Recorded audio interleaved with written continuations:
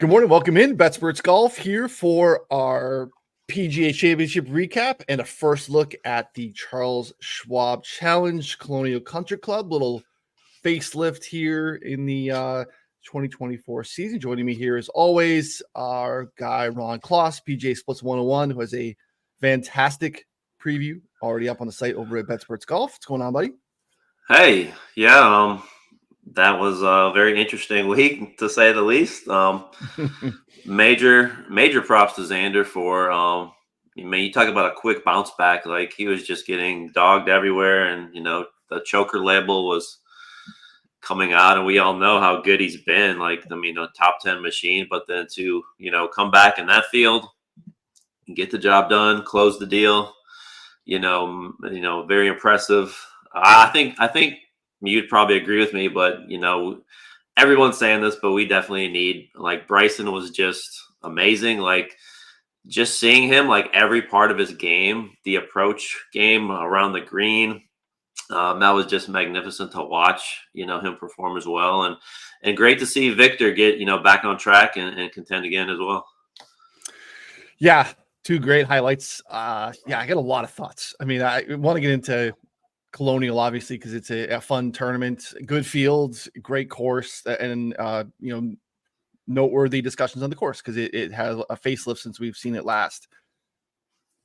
Kudos to Xander. I think it's really hard to make a discussion right now without him being like the second best player in the world.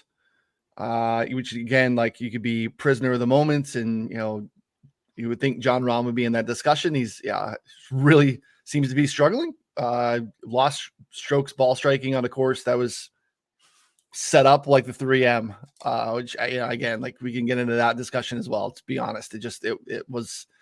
I don't think we should conflate interesting and close and drama packed with a good test of what a major championship should be. But that's not even score related. I don't even care if you guys get awesome and hot and put up a 20 under on a great golf course that's set up where misses are penalized. You can't pin seek without penalty from 225 plus.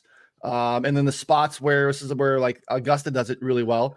Whereas if you don't want to go with the pin, you actually have some risk reward in the fat part of the green, right? You miss the wrong side of the fat part of the green, and it's fast and it's slopey, and all of a sudden you miss in the wrong spot. And by being conservative, you actually get penalized. There was none of that this week. There was, like, 13 is a dog and pony show. It's a really cool picture show. Like, it looks nice on screen, but like, what, Toasty went for it once. The rest of the guys, not even like there were pins they didn't even go after, but there was no penalty. Like, I'm just going to take a par here. Two putt, put it in the middle of the green. And that's the stuff that, like, and probably was more difficult because it was soft. But look, it was entertaining, and that's great. And I know I'm probably a golf hardo, like I know you are, and like I think we appreciate good architecture and challenging golf course. It doesn't mean I want to see like bogeys and dudes struggling, but like there was a couple of times where, like, Xander gets up and down for par, and he should be struggling to get a bogey on that hole. But it was just that was kind of in and of itself. Anyway, I'm with you. Bryson, that's fantastic. I think he's missed. I think he has mellowed maybe over the years. I think he still takes his golf very seriously. He seems to take himself a little less serious, and I think that helps. His complaints about golf courses or golf clubs or whatever seems to be a little bit less, and that's a little bit more approachable too, because he just seems to be complaining a lot less, and just seems to have found happiness. I think it's a guy that wants people to, like, cheer for him, and he found a little YouTube community of people that, like, love his content, and he feels content and loved and hugged. And it's great. I think he's more entertaining, and I wish we would have him more on the tour for sure. So he was easier to root for than normal too. So yes, a lot of great stories. I love seeing Vic back in the hunt, back with Joe Mayo. I think that was fantastic. Thigala seems like a guy that we just know. I think we've talked about it too. Like, he's so hard to pinpoint on because he's so inconsistent, but like the top tier of whatever Thigala can run into is like top notch on tour. Some of my favorite storylines of the week. Yeah, and just on the course, like just to agree with you, like there was no part like if you're looking at off the tee approach around the green putting, there was no single element that was difficult. And so when you need at least one, whether it's something short grass around the greens, just Yes. something to make it tougher, even if it's just one area. And the greens were easy, and obviously the rain and the conditions and the greens being as soft as they were, like Justin Thomas said, you get those guys out there anywhere on soft greens, and it's going to be hard for them not to make birdies. And so, yeah, I look forward to the PGAs down the road because there's some really good courses coming up. So, Scotty Scheffler stuff was wild, absolutely wild. I can't even really believe and process that happened. I'm sure he can't either. He's in the field this week, which is interesting, and is obviously massively impacts the betting board, especially on a Monday morning. And it said in his post presser that he plans to be here. Be interested to see if there's a little bit more continued lag of the results of kind of what happened and what transpired. But it didn't seem to be a thing on Sunday with Ted Scott back in the bag. He was just absolutely dialed in, and it would have been fascinating to see him in the mix with Hovland, Bryson, and Xander if we didn't have kind of the Saturday lapse that had happened, because he goes out and shoots 65 yesterday and still finds his way into the top 10 despite just a absolutely bizarre week, and left a lot of strokes out there, I think, even in the first round. And then obviously the 73 on Saturday took him out of the mix. But his first under par round of the year, which is insane for it to say. So, yeah, I mean, again, great theater, but Valhalla, tough to think that setup is, maybe it's course, maybe it's the PGA Tour or PGA of America that has to look themselves in the mirror too. Just, I think these greens didn't really allow you to do a lot drastically different. Right. They were small. That's kind of their defense, but these guys are just too good. They hit it too far now. And when you have that type of rain where guys can, like, we never would have thought what the setup was supposed to be like was going to be a scenario where Colin Morikawa was in the mix. Shane Lowry's in the mix, right? These guys can hold the green and pin hunt with 4 and 5 irons from 230 out, which is kind of a unique in a bad way for a PGA championship. So again, kudos to Xander. I don't think he deserves an asterisk or anything. This is a fantastic golfer. Glad he kind of closed the door. I heard somewhere it's like he closed the door. It was like a baby sleeping in the room behind him. It's like he didn't slam the door, but he did close the door, and kudos to him. He deserves to have that win. So, any other thoughts for the PGA before we move on to Colonial? no, yeah, and it was just good to see, Scheffler. I'm pretty sure most people, just the kind of guy he is, it's really hard to root against him. So to see him bounce back like that, on Sunday after a tough couple of days was really good to see. Yeah, I think that's what we need down the stretch here is we need guys to kind of make the Scotty stuff more interesting, because I don't think Scotty's going away. He just, again, terrible off the course stuff, fires a 73 and is still somewhat in the mix. So we need Hovland to continue to make these improvements to get back. We need Cantley to get back. We need Xander to get to the spot and kind of maintain where we can have some maybe theater down the stretch with some of these guys, like challenging Scotty a little bit, because it feels like even his B+ game, he has the capabilities of running away and hiding sometimes. So unfortunately, the Grand Slam hunt is over. Still a Pinehurst is going to be a lot of fun. I think Pinehurst will feel like a major champion. That's the only thing. We get 2 of these a year. That's the thing stateside, right? We go to Augusta every year.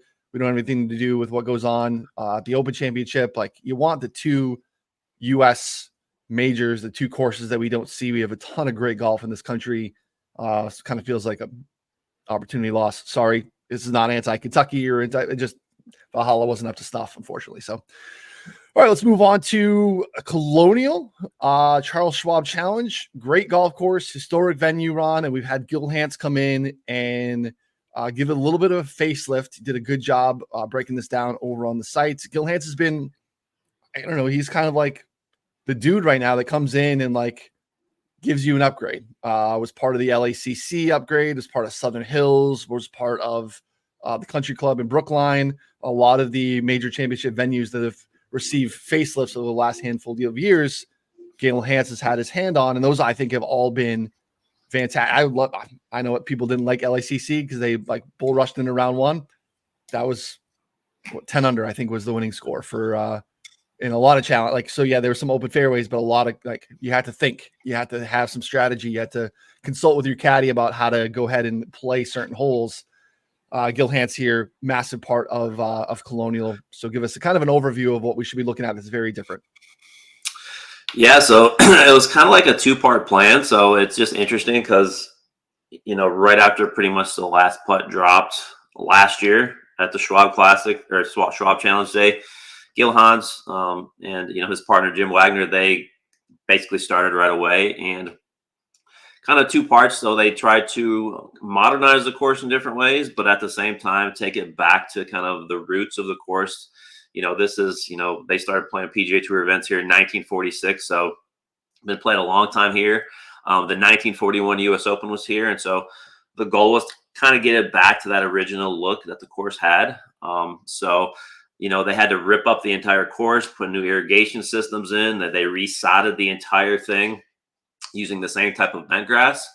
And again, from a broader perspective, pretty much, every aspect of the course infrastructure, new bunkers, new tees, new greens, a lot of trees were removed.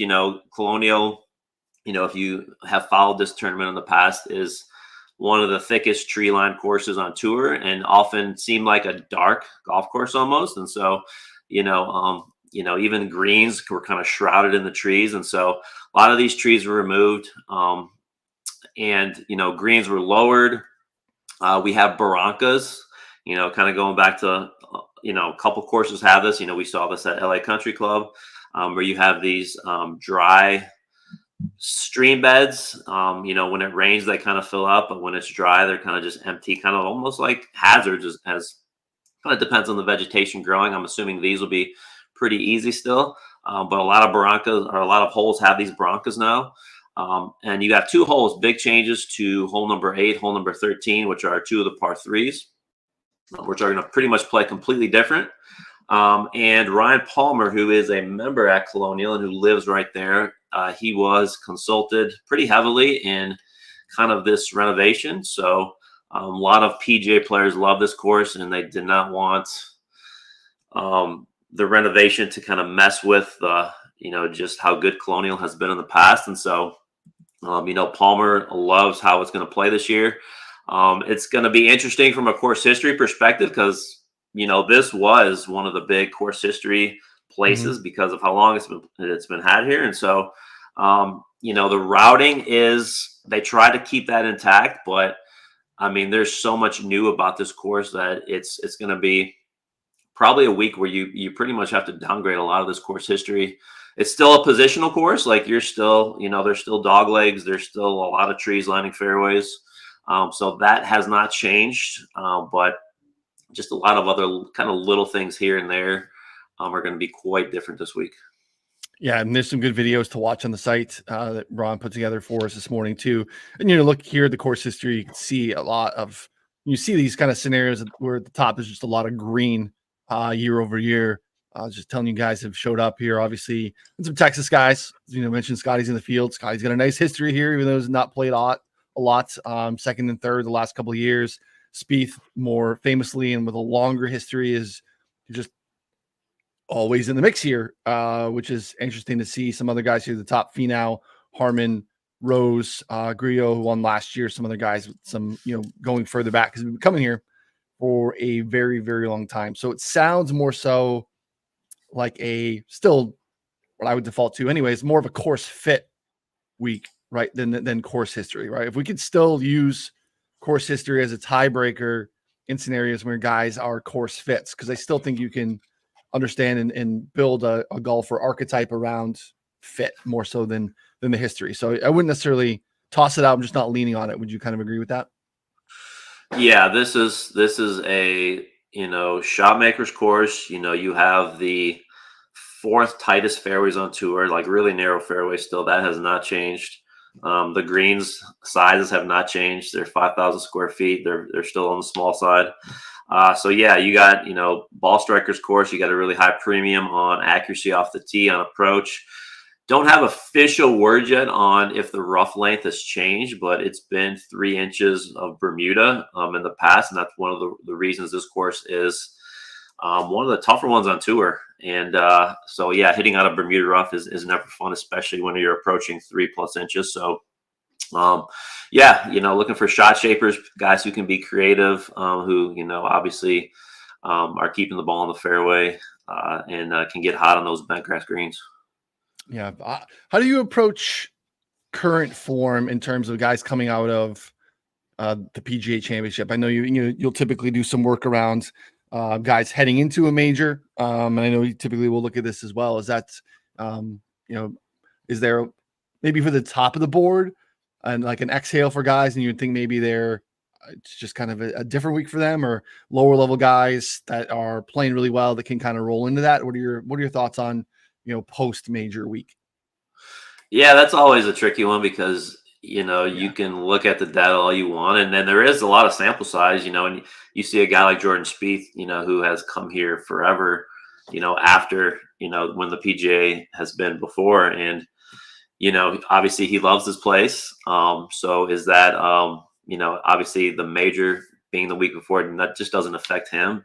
And so I think you kind of have to look at it from, for me, I'm not going to like put it into a model or anything, but I'll take a peek and I'll see. I think post major letdown is a thing, and so a guy like Colin Morikawa, who has fared decently, and who definitely fits this course, and if Sure. he would have just made a couple of putts last week, his story could have been completely different. So I think he's a guy this week that definitely fits this place, and probably a guy who's going to be motivated to come in here and contend for sure. Yeah. Yeah. It's definitely a tough, like, I don't think there's a one size fits all. It's probably something between the ears that we wouldn't be able to model anyway, or have an understanding of. But yeah, you get Spieth has the sleeping in his childhood bed narrative this week, right? It's just, friends and family week, and look, it served him well. It doesn't serve everyone well when these scenarios happen all the time. Like everyone's just kind of expected Xander to win at Torrey for years, and like sometimes those things just don't happen that way. This one has gone very well for Jordan, which I think is interesting too, because I wouldn't necessarily think of this as a Spieth course per se. But yeah, let's take a look at the odds board. Odds slow to release a little bit this morning. This is a shout out to our friends over at the Lines. You can get a look here at multiple books at once. Scotty Scheffler is here. This is again, somewhat paralyzing scenario when Scheffler is on the board in a place that he, regardless, I don't care if it's a place that he showed up and played well before, with how he's playing right now. It's just the reason he is sub 3-1, which is very difficult. Colin, as you mentioned, 14, Spieth 18, and this is both FanDuel and DraftKings. Homa here, Finau, and again, a pretty decent post-major week field for the Colonial. Finau, Sungjae, Minwoo Lee, Siwoo Kim, Adam Scott, Brian Harmon, Keith Mitchell, Sepp Straka, Seabass, Hoagie, Denny, kind of rounding out your guys that are 50 and shorter. And again, some decisions that go further down, some guys that have played decent here in the last week or last couple of weeks. But again, you start to have to make decisions. How am I firing down the board with Scotty? Am I firing down the board with Scotty? It's just kind of an interesting decision that you have to make. So let's go ahead and build a little bit here before we wrap up. I know we went a little bit longer on the PGA at the top, but kind of high level stuff. Let's pick a few things around and kind of get a sense of what we need to model here this week. What are you prioritizing here at the Charles Schwab? Yeah, so just looking at, like, again, from a broader perspective, this is a difficult course. So plays as the 10th toughest on tour. So I'm probably going to gather again from that, difficult, very difficult bucket. Might even go into the average and kind of combine those three, weed out the weak courses. So I'll definitely take that perspective. this course did in the renovation get lengthened by around 100 yards, and that kind of puts it into the kind of the long bucket now. But at the same time, you're clubbing down. This is a less than driver course. Like, this is one of the courses where you're taking the most amount of clubs that are not driver on tour, and so probably won't model the long as much as I would a different course if driver was taking more. So, but I would start there, and then we can get into off the tee. There's a bunch here that I think I'll look at as well, including we'll go back to our distance from the edge of the fairway. I think that's going to be key this week, trying to stay out of that Bermuda rough. Good drive percentage on difficult approach courses. Okay. Is another one I'll get into. All right, let's do it. I like it. I like the good drive percentage. I think that is a good call out this week. Let's look here. As you touched at the top, very difficult, and average scoring conditions over the last year. And we are just, by doing that, like you said, we're filtering out those easy courses that kind of allows us to, I think, tell a better story here. And if you're seeing this the first time, it's the Rabbit Hole. This is our exclusive PGA Tour database that allows you to filter, slice and dice any type of PGA Tour data that you could possibly imagine. Really cheap way to access it through our friends over at Underdog right now. I know Underdog is very popular. A lot of people already have it. It's available in 40 states.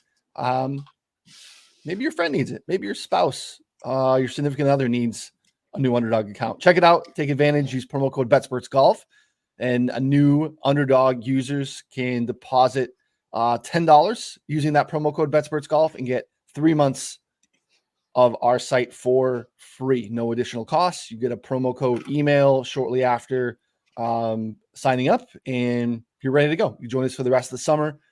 Get the remaining 2 majors, everything else we're doing, access to the Rabbit Hole, all Ron's content, and more.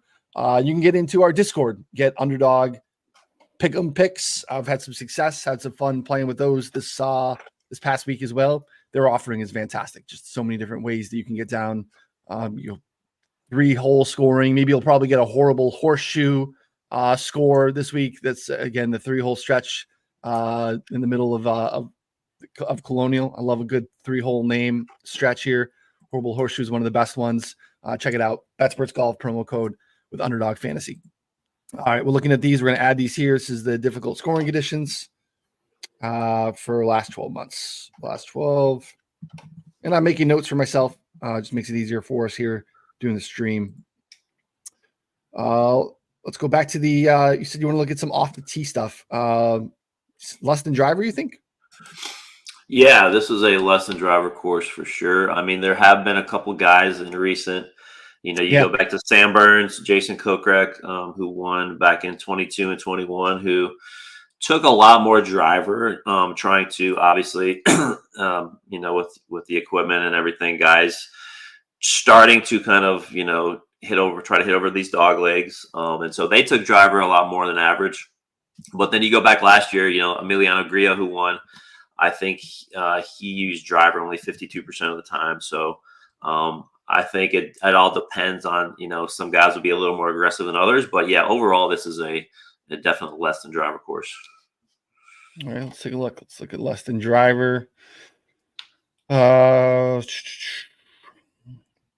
do you want to look at this? What's the best way you think? You look at less than driver, stroking it off the tee, less than driver, looking at good drive percentage. I think there's interesting ways to try to, we're thinking of less than driver in the sense of, okay, there's forced layups.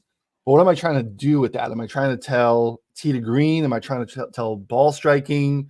Or am I just trying to tell strokes gained off the tee? What am I trying to actually capture with that? Yeah, there's different ways. And like we say, you're trying to kind of picture in your mind, okay, what's the story going to be this week? And so I'll take it from off the tee and I'll just see, okay, who can still, even though they're not, it's a course where a lot of guys are hitting, less than driver. Obviously, we just said some guys are still going to hit more drivers than others. And so on these types of courses, which kind of gets into these positional tracks, I think off the tee is still very valid to look and see who can still gain strokes on these types of courses. And yeah, I think looking at it even broader, if you want to get into from a tee to green perspective, where you take putting out, even though I think obviously this is when you're on the tee box, that's a huge foundation to how you play the rest of the hole. And so even though it doesn't directly affect around the green play, it still kind of gets you in the right position. So I would probably do off the tee first, and then if you wanted to go tee to green, you can go that angle as well. Like it. All right, less than driver, strokes gained off the tee. I just think it's important for viewers, or if you're messing around with this, to start to really think about this. Those types of things are, I think, important. Like being able to model and do these things are really cool. Sometimes for some, it could be overwhelming because this is more data than you could possibly imagine. And sometimes you can get lost in building a model if you're not actually trying to think through the application of the statistic. I think it's important to think of the unique ways that you can actually try to tell the story of model building and what you're thinking and trying to what we're really trying to do is find out who sticks out and who we're trying to bet on, right? Who we want to bet on, who are some low priced DFS plays that maybe not people aren't thinking about that can pop when you start to model these things out. So you want to make sure you're thinking through and not just blindly clicking, using this data in the right way. It's why we're here, trying to help. So obviously subscribers can reach out directly in Discord or on Twitter and those things. We want to help people kind of figure that out as well. I also want to add, I'm going to do good drive percentage because I think that is also an application for this week. And if you're not familiar, actually you could just hover over the stat. Good drives is telling you on par fours and fives, the number of fairways hit plus the number of greens in reg when the drive was not in the fairway. So basically, can you still get in a position when you're a little bit off the fairway? Can you still get yourself in a position and score? I think that matters a little bit too when we're looking to capture what's happening when guys aren't just pound and driver here with less than driver situations. And another angle is this is because of how it plays off the tee. This is the fifth toughest course to actually gain strokes off the tee on your competitors. And so, we obviously have that as well, where you could go down to, other courses that are also difficult to gain off the tee, and you could look at it and kind of build out that way as well. Yep. Love it. Good call out. How about from an approach standpoint? What do you want to do? You mentioned, difficulty gaining on approach. Obviously scoring can be a little bit difficult. What are some of the best ways you think we should go about that this week? Yeah. So just going back, I know we have it as off the tee because they're kind of combined, but definitely would look into, a good drive percentage on. Yep. And it's not a difficult, super difficult approach course. It kind of falls into the difficult to average. But yeah, take that angle for sure. We've got a majority of shots. We're getting into more of a, kind of a wedge fest type here where, even looking at last year, you've got 56% of shots coming from between 100 and 175 yards. Probably the changes to the course aren't going to affect that as much. I know the course is a little bit longer, so you might see a little bit more, get past that 175 mark. But still, definitely, when we look at our, we have the ability to look at the different approach ranges. So yeah, getting into those ranges, I would kind of, look at those a little closer this week for sure. You've only got a couple par fives this week, and so probably something like going for the green, not really going to look at as much. I think with the small greens, even getting to a basic stat like greens in regulation, we have just looking at overall proximity on this course. I think those are all valid ways to kind of look at approach this week. Yeah, lots of different ways. Let's just grab some.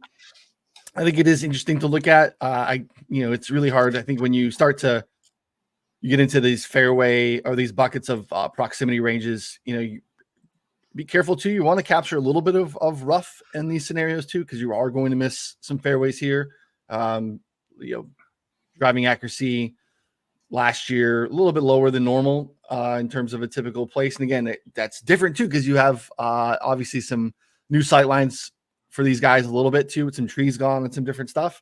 So, you have to make sure you don't just capture the fairway stuff. You want to be able to capture a little bit of the rough stuff too. But as Ron mentioned, we typically, and obviously coming off of the last few weeks, a lot of longer 175 plus approach shots. And we get into a lot more wedges, 100, 125, 125 to 150, 150 to 175. Those buckets are way more frequent than a tour average event and way more common than what we've seen as of late. So capturing just approach by itself, especially like recent form, you're going to be getting guys capped with a lot of 200 plus, 175 plus in there. So definitely is an interesting way to kind of look at it. So I'll just put a couple of these in here just to show the last 12 months.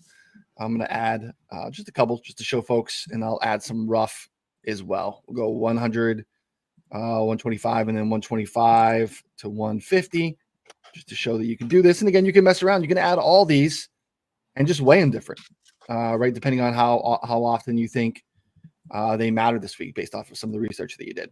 I'll go ahead and I'll add some of the rough as well. We'll end up having a bunch of stuff in our model though here, but that's okay. What else? Is short game. What do we need to be thinking about in terms of putting this week? What do you got there while I add these? So it's pretty average when you look at both of those around the green putting. Looking at the numbers from the past couple of years, the one thing I might add overall, scrambling from the short grass, okay. Which is another thing that we have kind of when you get into kind of these tight lies. Now the greens. Reading the kind of reports about the renovation have kind of been lowered a little bit. So they had a lot of elevated greens in the past year. So how that affects, just scrambling, chipping around these greens, is kind of just another one of the unknowns this week. As far as we'll get a lot better idea of how this course plays, obviously after seeing it this year, with all the changes. So I may put a little bit of scrambling from the short grass in there, but overall, these greens have never been super difficult. So it just kind of more or less looking at something like, I know we don't model this yet, but looking at the floor ceiling and seeing, who spikes on bent grass greens. I think that's a cool thing we could take a look at as well. Yeah, let's take a look at it. I added a stroke gain or scrambling from short grass, but let's look at floor ceiling. Again, a great resource to just get an understanding of spike weeks. How often does that actually happen versus just the thought of, okay, this guy when he putts well, he's great. Well, how often does he actually really putt well? So we're gonna look at bent grass greens here, and let's look at how often they're gaining. How often are they gaining multiple? Let's see. We got the last 12 months. We'll mess around with a sample here a little bit too. You get some smaller sample stuff here. Berger's interesting. It's a winner here previously. Small sample the last 12 months. Obviously, we've not seen a lot of Daniel Berger. You see Cam Davis, decent size sample. This is just flat gaining, 0 strokes, so not losing strokes. But you can see how often is someone gaining 1 or 2 on the field. You can start to see here a little bit. Scotty, which is interesting. Cam Davis, Lucas Glover, Colin Morikawa, also interesting. Another guy you wouldn't expect to see. Michael Block up here as well. I'm going to leave him out of my player pool this week. No offense, Blocky. Homa here too. Keegan, Brian Harmon, Billy Horschel is playing really good golf all of a sudden. Sepp Straka, Aaron Rye, some guys that aren't necessarily great putters. 3 or more, terrifying. That Scotty is comfortably up here, gaining in 3 or more strokes on total. Again, this is not capturing putting. This is going to capture all of Scotty Scheffler. But if you want to see here, we go to putting specifically. Let's see who's gaining 2 or more here. Small sample. Let's back out. Let's see if we're getting some larger samples of putting specifically splits. Yeah, we're getting a bigger sample here. We'll put in a minimum round feature, take some of the noise out, get some of the real small guys out of here. All right. Rio's been playing good golf. And again, young guy that we probably should be watching for. Had a nice little showing last week. Kisner, Todd, Rose, Putnam, Denny, Patrick Rogers. These are good putters that have getting 2 or more pretty frequently. Gaining 1 or more too. Some nice, again, there's Rose again, Putnam, Kisner, Todd, Victor Perez, Denny McCarthy, Ryan Moore. So not surprising. Harry Hall, who was in the mix here last year, collapsed on Sunday. So yeah, what is your interpretation of this, or what are your any takeaways just from looking at the data? Yeah, I just think this is a week we've seen in the past. You see like last year, a guy like Griot, who has improved his putting, but he gained Mhm. 7.4 strokes on the greens last week, and so or last year, and so I think that's a sign to me that obviously Griot was a fairway finder as well, good ball striker, and he just got really hot, on these bent greens, and so that's something I'll definitely look at and target certain guys. Even a guy like a JT Poston who has been struggling recently, but I think this is a course that can kind of bring some life back into someone like that. McNeely sticks out to me as a guy who definitely always plays well on courses with small greens, and he's kind of seen him. We saw him play well again last week at the PGA, so he's another guy that Yeah. kind of catches my eye. So yeah, those are a couple of guys that interest me just looking at this list. And yeah, it's just a great way to, if you're playing DFS and you're kind of torn between two guys, I think this is a great tiebreaker. You see Denny there, had a poor week at the PGA, so this is probably a really good bounce back week for him as well. So Yeah, there's a bunch of interesting guys that I like this week that are just I wish it was a non-Scotty Fields because I'd be very comfortable firing just a decent amount of on borderline bombs, 60 plus guys in the early markets. But just part of it is terrifying because again, Scheffler lost almost 4 strokes putting here last year, and lost by a stroke. yeah, yeah. And you know, it was, here we are. We saw him you could say that there's post major hangover. He won the I mean, Masters what and if then went at RBC. what if he comes out angry this week? Like he was, I mean, that's a scary thought, considering he does have back-to-back top threes here. And of course, it's not, you would look at it and say, oh, it doesn't really fit him, but I don't think we can say that about any course anymore. Like, I think he could tear up any course. So Yeah, let's go back to some of the other parts of why it does make sense because you look at distance from the edge of the fairway, and this is a spot where he's one of the best in the world, and he's not he doesn't hit it far like maybe Rory or Bryson, but like Scotty's got massive length, but he's still in the mix in terms of guys that keep it within close to the edge of the fairway. And again, this is a great stat. If it's new to you, instead of just binary driving accuracy, yes, no fairway, it's when you miss, how far off from the edge of the fairway are you? So basically, are you spraying it? Do you have these big misses? Like Scheffler, a little bit further down the last 12 months, if you go here, shorter sampled, he's very much in the mix in terms of distance from the edge of the fairway. So interesting to see that too. So yeah, a great stat. And this is again, you look at this a little bit too, like Harris English is a smaller sample. Harris English was 9 under heading into Sunday last year and absolutely collapsed. Another guy that was absolutely in the mix here. Great putter, nice little PGA week as well. and Been playing better golf. because you have Ben selected, which is a mistake I Oh, make all the time. I true. forget that that I'll have all these conditions selected, and so Good yeah, catch. that happens to me all the time. So it's just something Yep. for everyone to be aware of, making sure you check your Yep. filters. So yeah, I'm like, hey, why do we only have a small sample? Yeah, distance from the edge of the fairways is a better indication and maybe gives me a better Scotty number than I was thinking. Yeah, 14th distance from the edge of the fairway over basically an 80 round sample, which is kind of wild for a guy that's that good and has that much distance. So just a better makeshift total driving of combination of distance and distance from the edge of the fairway. So we'll add this here because I think it is a good indicator.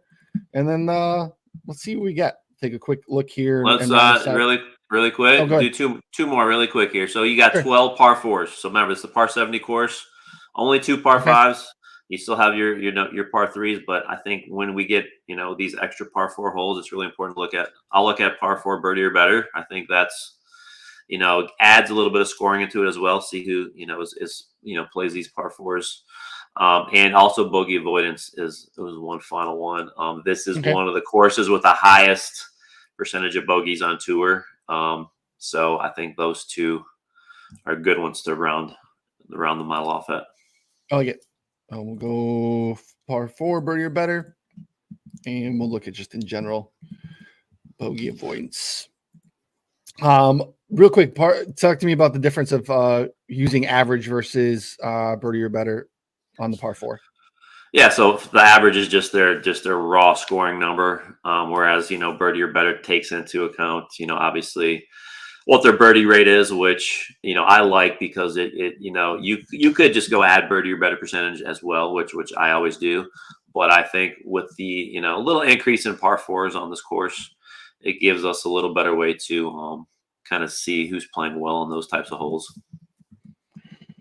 All right, this is our first look. We've got a bunch of things because I added all those proximity things. New Colonial. All right, this is Ron and Noonan in the first look show. All right, let's see. We'll capture just a little bit for these buckets. Let's see if we get see again. You can mess around with the weights. This is where it's really important to pick as many stats as you like, but how you weigh them makes a huge difference in terms of what you're actually trying to capture here. So let's see here. I'm kind of going on the fly. I'm not doing anything. If there's anything that you want to mess around with, let's look here. I think these kind of are anchor stats. I think these are the more important stats. They should carry the heavier weights. Who plays well in these just more overarching versus some of the granular stats that can kind of get in a spot where you kind of overfit. And I think this helps you prevent that. So let's see where this brings me. Do I have 93? I need a little bit more. I'll look a little bit more at these. Let's see if I give good drive a little bit more of a bump. And oh, perfect. All right. Should be good. All right. Let's see what we get here. We'll save this as an expert so you people can go ahead and look. Again, reminder, you can click into this, view expert rankings. You can get a sense of what we like. Reminder what stats we played. Maybe it was something when you built your model you didn't look at. You want to see Matt Vicenzi Tap It In podcast, Andy Lack Inside Golf podcast. They already have their Colonial first run throughs up here. You can go ahead and see what they did as well. And you can see also what obviously Ron and I do, and Andy Molitor as well, my partner for the betting show on Tuesdays. We'll save and generate this. We'll see what we get. First look Colonial, probably Scotty Scheffler at the top. Also very interested to see who else is coming in behind him. Colin Morikawa second in the model. Doug Gim, modeling darling. Aaron Rye, fourth. Brian Harmon, fifth. Ryan Moore, sixth. Again, don't typically get a lot of Ryan Moore, but again, we're getting wedges and fairway finders. A little bit different this week. Austin Eckroat, seventh. Again, a name I clicked on a lot in the last calendar year, playing some really good golf. Siwoo Kim, 8th. Lucas Glover, 9. Denny, 10 to round out the model. Again, you can go ahead and see. I always like to look at the opposite of it too, who are some guys that we should be like really cautious of this week. Maybe matchup guys to target, guys we want to maybe cross off names from a DFS standpoint. So, Ron, any takeaways from the model here? Yeah, you see a lot of guys we'd expect. Ball strikers in good form, guys. And Austin Eckroat, played really well again last week. So he's kind of become a staple at the top of leaderboards. Chris Kirk won here back in 2015. Obviously, Akshay, great ball striker. So, yeah, I think you see a pretty common theme here of even, some Texas guys, Bo Hostler. I think he's got back-to-back top 20s here. So, yeah, maybe not a Minwoo Lee type of week with his, with distance from the edge of the fairway, the Bermuda rough being important this week. So there you see him a little further behind. Yeah, these odds, you got a couple guys who, just looking at the rankings overall, I think a guy like a Brian Harmon is a great fit this week. And so even a Keegan Bradley, who, has only played here a couple times, I think, when you see odds kind of drifting already, kind of going down the board, and I think Keegan's at a 70. Yeah, Keegan struck it really well last week. Yeah. So, yeah. Looks like we've got Rivers in the mix and BetMGM here as well. Again, looking depending on your state of what's available, you can go ahead and shop some of these, which is really interesting. And again, Scotty opens up even shorter at MGM and Rivers, and rightfully so. So, yeah, interesting week for sure. Tough one. It's a tough one to figure out how to attack this odd board, considering what we have going on with Scotty. So. All right, question real quick before we wrap up. Does driver accuracy, good drives negate club down course stats? What are your thoughts there? Yeah, I mean, everyone obviously, if you're taking less club, your accuracy is probably going to go up. So I think that is an angle that kind of people struggle with. I still think it matters though, because obviously, even we see times guys who can get wild even with a 3-wood. So I just think overall, maybe combining both, and I would kind of still look at it from both ways though. I think distance from the edge of the fairway is just a great stat that kind of encapsulates everything. It kind of obviously takes in wildness off the tee. And even if you weren't looking at less than driver, I still think, I'd be looking at that for sure this week. Yeah, totally agree. I mean, look, this is Berger won in 2020, driving accuracy that year, 3.5% less than the tour average events. Guys are clubbing down, still missing fairways. 4.7% less than tour average during Kokrak's win in 01. Sam Burns in 2022, 4.9% less than average accuracy. Then last year with Grillo, same thing. It's right in that same bucket. It was a little bit closer, but still 1.5% less. So even though people are clubbing down, they're not finding fairways at a higher rate than the tour average event. So there's something to be said for that. So, and distance for the edge of the fairway, I think, is a great stat that's not capturing just the yes/no nature of accuracy, which is, again, you can miss it by this much and it's a no, and you could be basically OB. It's the same yes/no answer. So, all right, Ron, good stuff as always. Head over to Betsperts Golf. Check out Ron's preview. It's the best out there in the space. It has everything you possibly could want to prepare yourself for a new Colonial this week. We appreciate you hanging out. Hit subscribe here on YouTube before you take off. Come back on Tuesday. You can watch the betting show. Come back on Wednesday. Ron and Byron, Model Maniac, breaking down from a DFS standpoint. And again, our friends over at Underdog have a great way for you to get access for just $10 deposit over there. Got to be a new Underdog user, or your wife's got to be a new Underdog user. Your girlfriend's got to be a new Underdog user. Whatever you need to do there, take advantage. $10 deposit. Use promo code Betsperts Golf, and you can get 3 months with us for free. So we appreciate it. We'll see you.